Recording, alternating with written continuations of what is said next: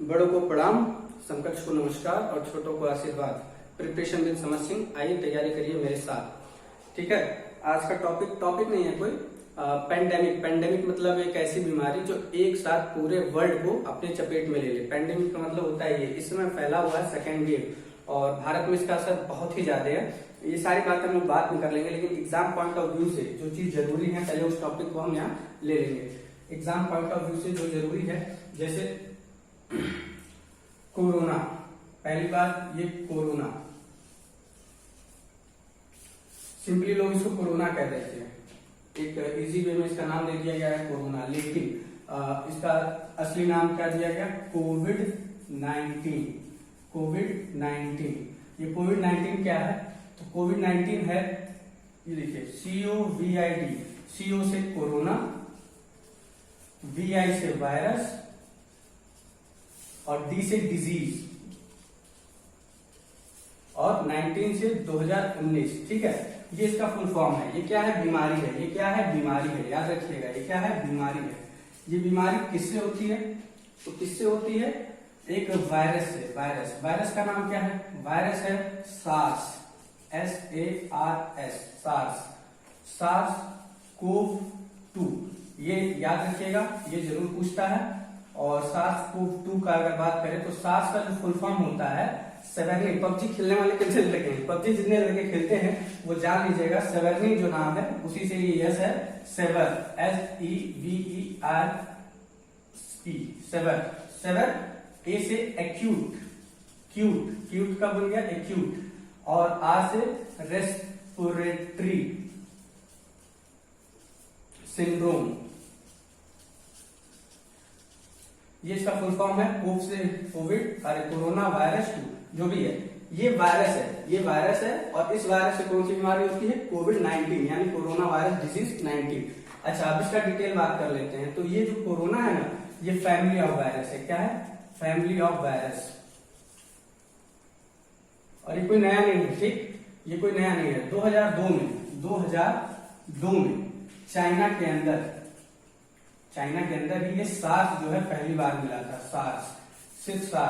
SARS को इसको नाम दिया गया था। ये सबसे पहले 2002 में मिला था, लेकिन उस समय ये इतना प्रभावी नहीं था। ठीक है, 2012 की अगर बात करें तो 2012 में अरब कंट्रीज में एक और मिला, MERS, मर्स का फुल फॉर्म क्या है? Middle east respiratory syndrome.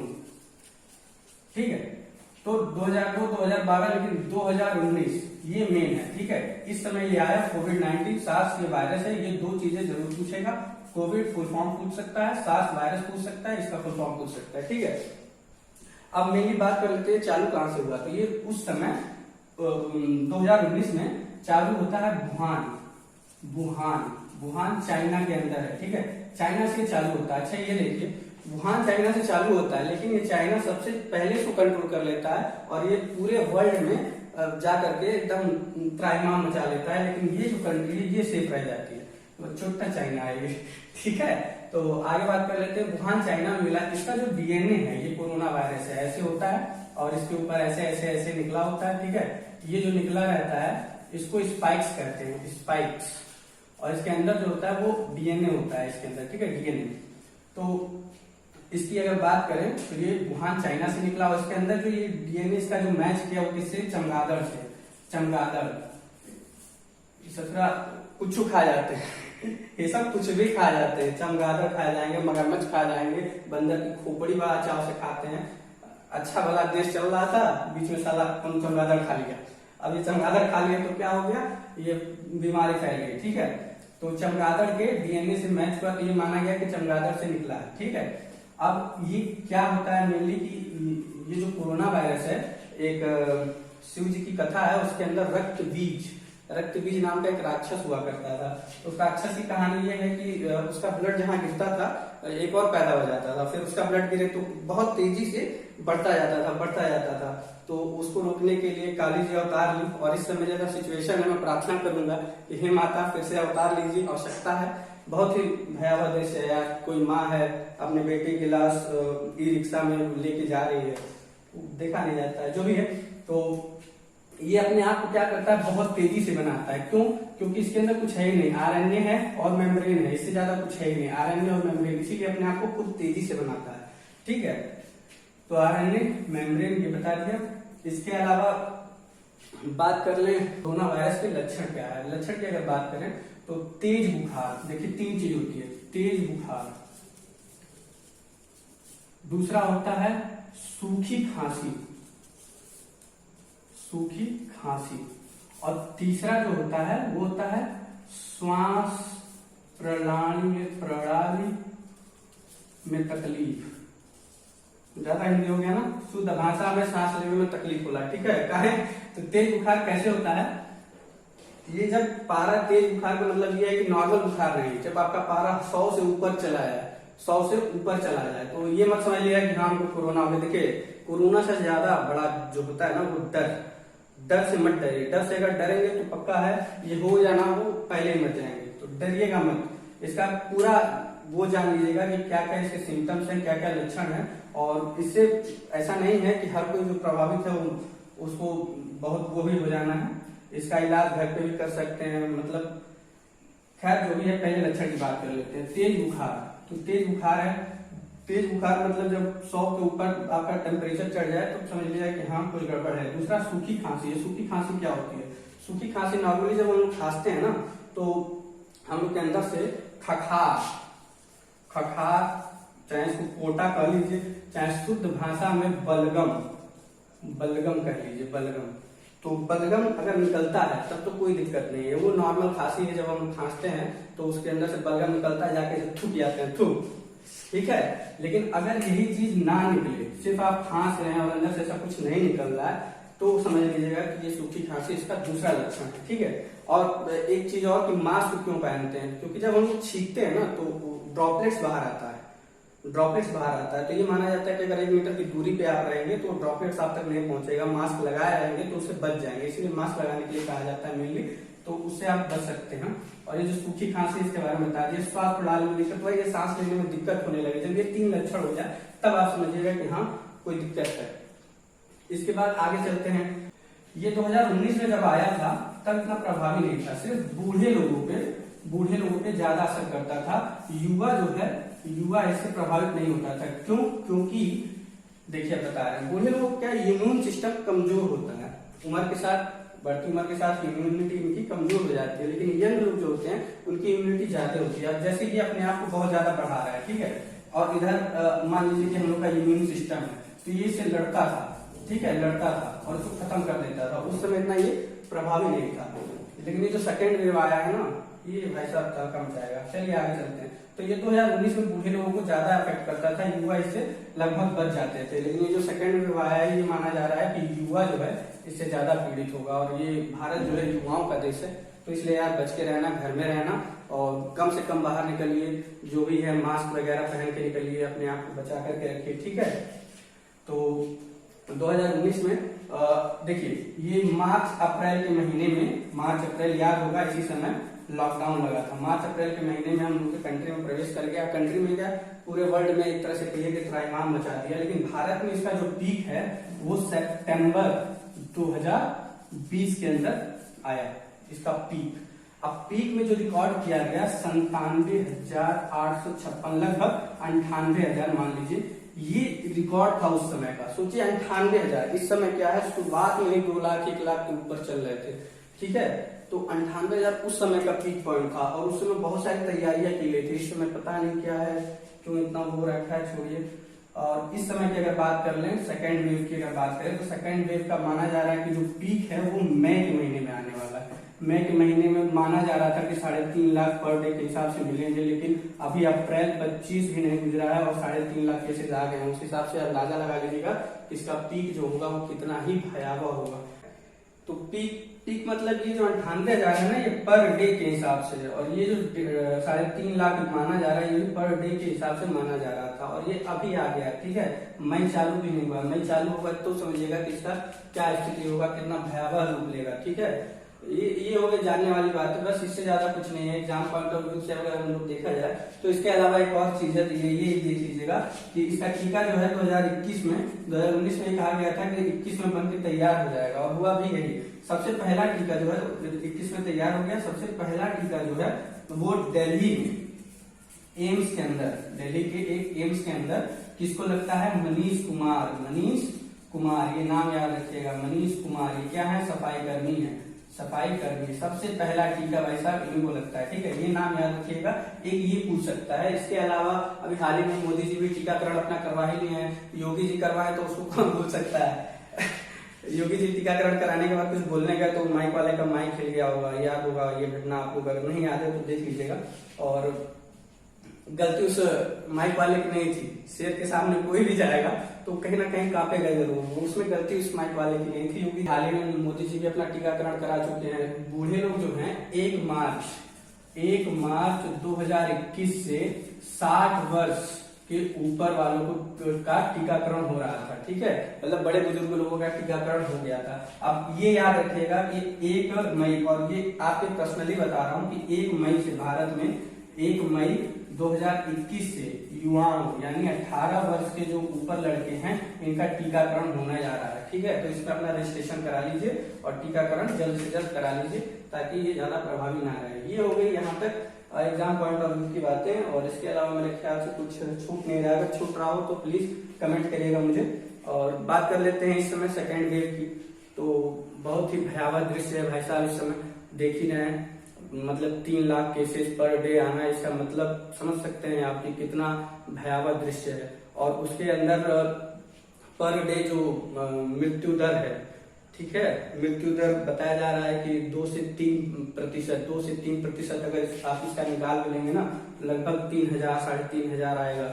मतलब 2000 से लोग मरना, इतने लोग मर रहे हैं। शमशान में आप जाके देखेंगे वीडियोस तो इतनी वायरल हो रही हैं, शमशान में जगह ही नहीं है, उसको बाउंड्री से घेरा जा रहा है, दिखाया नहीं जा रहा है, अस्पतालों का कंडीशन खराब है। तो इस समय यही किया जा सकता है कि अपने आप को बचा के रखा जा सकता है। तो ज्यादा से ज्यादा घर के अंदर रहने का प्रयास करें, अपने आप को सेफ रखें। खासकर युवाओं से मेरा कहना है कि इस समय अपने आप को बचा लीजिए, ठीक है, घर के अंदर रहें ज्यादा से ज्यादा, नहीं तो अगले दिन बाहर निकले वो कहते हैं ना। देखिए इसके अंदर 2 डायलॉग मुझे याद आ रहा है। पहला ये, जो डर गया वो मर गया, जो डर गया वो मर गया। कौन बोला था भाई साहब? गद्दार, अरे क्या नाम है उसका, गब्बर शोले के अंदर बोलता है, जो डर गया वो मर गया। तो डरिएगा बिल्कुल नहीं। छोटी सी बीमारी के लिए नहीं कि अस्पताल पहुंच जाए और वहां से बड़ी बीमारी घर लेके चले हैं। और दूसरी जो बात है वो ये है कि सकला तक गईला, एक यूपी में इस समय हमारे गोरखपुर क्षेत्र के सांसदीय चुनाव जीते हैं, सांसद हैं रवि किशन जी, तो कहते हैं सकला तक गईला। तो ये कहानी यहाँ पे भी लागू होती है। सटिएगा मत, कोई भी हो उससे 1 मीटर की दूरी बना करके रखिए, अपने आप को सेफ रखिए। और बात कर लेते हैं इस समय की परिस्थिति की। तो इस समय देखिए एक O2 का मामला चला हुआ है, O2 ऑक्सीजन, ये हो गया नेचुरल ऑक्सीजन O2। तो O2 नेचर गलती हम लोग की है ना, गलती हम लोग की है। पेड़ काट के घर बनाए तो प्रकृति भी कहा कि ठीक है बबुआ तो काट के बनैला, घर बना लो, जितना घर बनाना है बना लो। अब ये बदला ले रही है कि जो घर बना है उसी के अंदर रहो, बाहर नहीं जाना है। तो इसलिए जब इस पैंडेमिक से हम लोग उभरेंगे तो एक मेरी तरफ से वो क्या बोलते हैं, 1 तारीख को जो लिया जाता है एक वादा वचन जो भी है, तो एक वादा करिएगा कि सब लोग 1 पेड़ जरूर लगाइएगा और अपने घर में ज्यादा से ज्यादा फूल पौधे लगाइएगा। क्योंकि इससे ऑक्सीजन, देखिए ऑक्सीजन की बात मैं क्यों कर रहा हूँ, इस समय ऑक्सीजन की बहुत ज्यादा कमी हो गई है, ऑक्सीजन की बहुत ज्यादा कमी हो गई है हॉस्पिटलों में, इसकी कालाबाजारी तक चालू हो गई है। और सोशल मीडिया पे अगर आप लोग हैं तो आपको पता चलेगा कि जो ऑक्सीजन की सिलेंडर है भाई साहब, ये जो सिलेंडर है ना, ये सिलेंडर का दाम 70,000, 50,000, 60,000 ऐसे करके, मतलब इस पैंडेमिक में जो सबसे ज्यादा राजा हो रहा है ना वो पूंजीपति हो रही है, पूंजीपति ये सबसे ज्यादा राजा हो रहा है। और जो मर रहे हैं बेचारे वो गरीब। तो क्या है कि देखिए ये जो गरीब हैं तो इनके तरफ सबका वो रहता है कि चलो यार ये लोग गरीब है, कोई ना कोई मदद करने के लिए आ जाता है। जो ये पूंजीपति ये तो कमा ही रहे हैं, इससे बचे हुए हैं। जो मेन अफेक्टेड लोग हैं ना वो मिडिल क्लास है, हम और आप हैं, ये मिडिल क्लास के जो लोग हैं सबसे ज्यादा अफेक्टेड हो गए। हम लोग इतना ज्यादा अफेक्ट हुए हैं इससे कि आपको अंदाजा तक नहीं है। इसे रिकवर करने में काफी समय लगेगा, काफी ज्यादा समय लगेगा। एक चीज नहीं बर्बाद हुई, पढ़ाई से लेकर के कितने एग्जाम्स जो हैं वो पेंडिंग में चले गए हैं। 2019 की बात करें तो 2019 में मैं खुद अपनी बात कर रहा हूँ यार, 2-3 साल से एक फॉर्म भर करके आदमी इंतजार कर रहा है। रेलवे ग्रुप डी का बात करें तो पता ही नहीं कहाँ, एनटीपीसी की बात करें तो पता ही नहीं कहाँ। बहुत सारे ऐसे पेपर है जो अभी तक पेंडिंग में चल रहे हैं। ये हम लोग की तकलीफ है, और हम लोग की तकलीफ नहीं है। ये तो मान लीजिए कि चलिए ठीक है, इसे रिकवर करेंगे, फिर होगा। एक यही डर है कि हम मान लीजिए कि मैं जनरल में आता हूँ, तो जो जनरल वाले हैं उनके लिए मेनली मान लेते हैं कि 18 से 23 जो है पुलिस का फॉर्म भर सकते हैं। 18 से 25 जो है, इसके बाद जो आता है 18 से 25 सी लेवल जो होता है टाइपिंग बेस वगैरह, ये मेरा मेन फोकस इसी पे है, मेरा जो मेन फोकस है, तो इसलिए मैं इसकी बात कर रहा हूँ। बहुत सारे फॉर्म भर रखे। डर बस इसी बात का है कि हम लोग ओवर एज हो जाएंगे। अब ओवर एज हो जाएंगे तो ये सरकार रोजगार के नाम पे कुछ नहीं, देखिए ट्विटर कैंपेन से लगा कर क्या क्या नहीं चालू किया गया हम लोग। तो बहुत ज्यादा अफेक्टेड अगर कोई हुआ है ना तो मिडिल क्लास हुआ है इसके अंदर। और इस समय जो दृश्य है उसमें देख लीजिए कि देखिए हॉस्पिटल में 10 से 15% ऑक्सीजन ही उपलब्ध कराया जाता है, और बाकी का जो ऑक्सीजन मान के चलिए 85% ये इंडस्ट्री में यूज होती है। इंडस्ट्री में कैसे ऑक्सीजन से आग लगाने का काम किया जाता है, मैक्सिमम आग लगाने का। आग किसमें लगती है आपको पता ही होगा। ऑक्सीजन जो है O2 ये मेन जो है कारण होता है। किसी भी अगर ये O2 ना रहे तो आग लगे ही ना। और इस O2 की मात्रा यहाँ पे इतनी ज्यादा इसलिए होती है, स्टील गलाना हो गया तो स्टील कैसे गलेगा, छोटी मोटी आग से गलेगा नहीं, तो O2 को उसमें बढ़ा करके लिया जाता है। इसके अलावा जो ये वेल्डिंग होती है, कारें बनाने होती है, कार बनाने वाली फैक्ट्रीज होती है, किस फैक्ट्री में यूज नहीं होता है। मान लीजिए कि पहाड़ है, पहाड़ के ऊपर जो चढ़ है वो भी ऑक्सीजन लेके जाते हैं, वहां उसकी मात्रा खत्म हो जाती है। जो माइनिंग कर रहे हैं जमीन के अंदर, तो जमीन के अंदर ऑक्सीजन खत्म हो जाती है, वहां भी भेजा जाता है। तो इसमें यही कहा जा सकता है कि 85% यहाँ पे यूज हो रहा है, इसको कहीं ना कहीं 1 सेकंड के लिए रोक किया जाएगा, और ये यहाँ पे उपलब्ध करा दिया जाए तो जो मौतें हो रही है उसका दर शायद कम हो जाए। जो गरीब और मिडिल क्लास के लोग मर रहे हैं, हम और आप अपना दुख क्या कहेंगे यार। हम लोग का दुख क्या है, कुछ नहीं, कुछ भी नहीं है इसके आगे। दुख उससे पूछे जिस बेचारे का अपने परिवार की बॉडी नहीं मिल रही, वो वहां जाकर के रो रहा है। उसके अलावा अगर बात करें तो आप जानते होंगे कि एक नास्ट्रेडेमस ये एग्जाम पॉइंट तो नहीं है, लेकिन ठीक है नॉर्मल जानकारी के लिए आपको बता देते हैं। नास्ट्रेडेमस ये एक भविष्यवक्ता है, और बहुत सारे हम वीडियो देख रखे हैं, तो हो सकता है कि उनकी भविष्यवाणी जो है सही है। ये बहुत पहले भविष्यवाणी करती थी कि 21वीं शताब्दी जो है उस समय एक वायरस ऐसा आएगा जो आधी दुनिया को अपने चपेट में लेगा, और पूरी दुनिया को अपने चपेट में लेगा और काफी आबादी को नुकसान पहुंचाएगा। इसके अलावा एक और महिला है जो अंधी, इनका नाम नहीं याद आ रहा अभी, वो भी भविष्यवक्ता थी, उन्होंने भी ये भविष्यवाणी की थी। और कहीं ना कहीं माना जाए तो एस्ट्रोलॉजी में यार पावर होती है, ये चीज तो यहाँ हो गई। और हाँ, एक मेरे पास वीडियो आई है इस समय, पता नहीं कब की वीडियो है, हमने ज्यादा सर्च तो नहीं किया, लेकिन उनका नाम है डॉक्टर तरुण कोठारी। तो इस वीडियो में क्या होता है कि डॉक्टर तरुण कोठारी जी कहते हैं कि ये जो वायरस है कोरोना वायरस, ये कुछ नहीं है, साधारण सा सर्दी जुकाम है जिसको हाई लेवल पे दिखाया जा रहा है, ये वो दुनिया भर का, और प्रूफ भी दिखा रहे हैं 2 ठो वो दे करके। तो मैं यही कहना चाहूंगा कि ऐसा कुछ ना करें यार। अगर ऐसा होता तो इतनी मौतें नहीं होती, अस्पताल में इतनी भीड़ें नहीं होती, और इससे बच के रहिएगा। एक बात करेंगे WHO की, इसी में ले लेते हैं। WHO वर्ल्ड हेल्थ ऑर्गेनाइजेशन, इसका जो बोलते हैं कि हेडक्वार्टर कहाँ है, तो WHO हेल्थ ऑर्गेनाइजेशन का हेडक्वार्टर जो है जेनेवा में है, जेनेवा स्विट्जरलैंड के अंदर, ठीक है। जेनेवा के अंदर इसका वो है। अभी हाल ही में टीकाकरण हुआ है। डॉक्टर हर्षवर्धन, ये कौन है डॉक्टर हर्षवर्धन, आप लोग मुझे बता दीजिएगा। खैर इतने भी नॉर्मल नहीं है, हर कोई जानता होगा डॉक्टर हर्षवर्धन इस समय अपने यहाँ के स्वास्थ्य मंत्री हैं, डॉक्टर हर्षवर्धन। और ये जो है WHO के अंदर एक कार्यकारी समिति होती है, ठीक है, कार्यकारी समिति होती है, उसकी अध्यक्ष है, ठीक है। ये एग्जाम पॉइंट ऑफ व्यू से हो सकता है पूछ रहे, मैं यही डिस्कस कर लिया। हालांकि आगे भारत का भूगोल वगैरह बहुत सारी वीडियो में लेके आऊंगा, तो उसके अंदर सब डिस्कस करेंगे। डॉक्टर हर्षवर्धन जो है अभी हाल ही में बने हैं कार्यकारी अध्यक्ष, किसके, WHO के जो कार्यकारी अध्यक्ष बने हैं। उसका हेडक्वार्टर है जेनेवा स्विट्जरलैंड के अंदर, ठीक है। इसी के साथ खत्म करेंगे, और जो नेक्स्ट वीडियो मैं लेके आऊंगा वो भूगोल के ऊपर लेके आऊंगा, और पिन पॉइंट बातें करेंगे, वो जो एग्जाम पॉइंट से जरूरी होती हैं, मैक्सिमम चीजें कवर की जाएंगी। ओके, ठीक है। सावधान रहें, सुरक्षित रहें, घर में रहें। नमस्कार, प्रणाम।